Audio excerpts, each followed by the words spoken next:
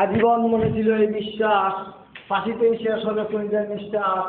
সংগ্রামী গোলাপগঞ্জ উপজেলার ছাত্রলীগের নেতৃবৃন্দ, আজকের এই কার্যকারী সভার সম্মানিত সভাপতি সর্বজন শ্রদ্ধেয় আমার বড় ভাই জনাব খায়রুল হক এবং আজকের সভা সফল উপস্থাপক যিনি গোলাপগঞ্জ উপজেলা ছাত্রলীগের সংগ্রামী সাধারণ সম্পাদক এবং ইমরুল ও বিভিন্ন এলাকা থেকে আগত ছাত্রলীগের নেতাকর্মী ভাইয়েরা, আমার বক্তব্যের শুরুতে আমার ব্যক্তিগত বক্তব্য থেকে উপজেলা ছাত্রলীগের পক্ষ থেকে মুজিদের শুভেচ্ছা গ্রহণ করুন। সংগ্রামী ভাইয়েরা, ছাত্রলীগ শুধু একটি ছাত্র সংগঠনের নাম নয়, ছাত্রলীগ হচ্ছে জাতীয় সেই ইতিহাস ঐতিহ্য। কারণ এই বাংলাদেশের মধ্যে সর্বপ্রথম রাজনৈতিক সংগঠন গড়ে উঠতে ছাত্রলীগ গড়ে উঠেছিল। পশ্চিমা শাসক গোষ্ঠীর ভাষা আন্দোলন থেকে শুরু করে ৭১-এর মুক্তিযুদ্ধ পর্যন্ত যতটি আন্দোলন হয়েছে সবটিতে ছাত্রলীগের নেতাকর্মীরা অগ্রণী ভূমিকা পালন করেছে। সংগ্রামী উপস্থিতবৃন্দ, আমাদের হাতে সময় নেই, তাই আমি আমার সঙ্গে বক্তব্য শেষ করছি।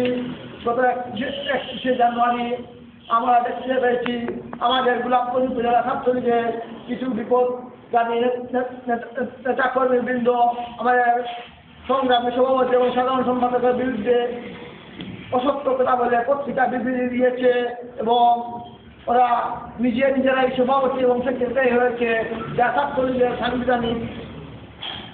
সংবিধানের বাইরে। আমরা তীব্র নিন্দা জানাই এবং শাস্তি দাবি করি। আমি আজকে এই সভা থেকে হুঁশিয়ারি উচ্চারণ করছি, আমাদের গোলাপগঞ্জ উপজেলা আওয়ামী লীগের মধ্যে আমরা দেখতে পাচ্ছি কিছু আওয়ামী লীগের বিচক্ষণ নেতারা আমাদের ছাত্রলীগের মধ্যে বিভেদ সৃষ্টি করতে যাচ্ছে। আমি তাদের হুঁশিয়ার করে দিচ্ছি, আমাদের আগুন নিয়ে গেছেন, সেই আগুন নিয়ে খেলা করবেন না। এমন একদিন সময় আসবে যেদিন এই আগুনে চাউদর শিখায় আপনাদের জলে বস্মীভূত হয়ে যাবে। সংগ্রামের কর্মীবৃন্দ, আমরা সবাই এখানে উৎসবদ্ধ আছি। আমাদের মধ্যে বিভিন্ন সময় মতের অমিল হতে পারে, সেই অমিলটা যেন কখনো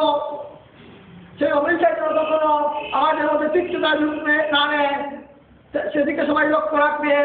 আমাদের মধ্যে যদি কখনো বিভেদ এবং বিভ্রান্তি আসে, তাহলে আমাদের সম্মানিত সভাপতি এবং সাধারণ সম্পাদক আছেন, আমরা তাদের কাছে যাবো। ওনারা আমাদেরকে যে সুস্থ পরামর্শ দিবেন তা আমরা গ্রহণ করব এবং ভবিষ্যতে এই ছাত্রলীগের কার্যক্রম আরো চলমান হবে এই আশা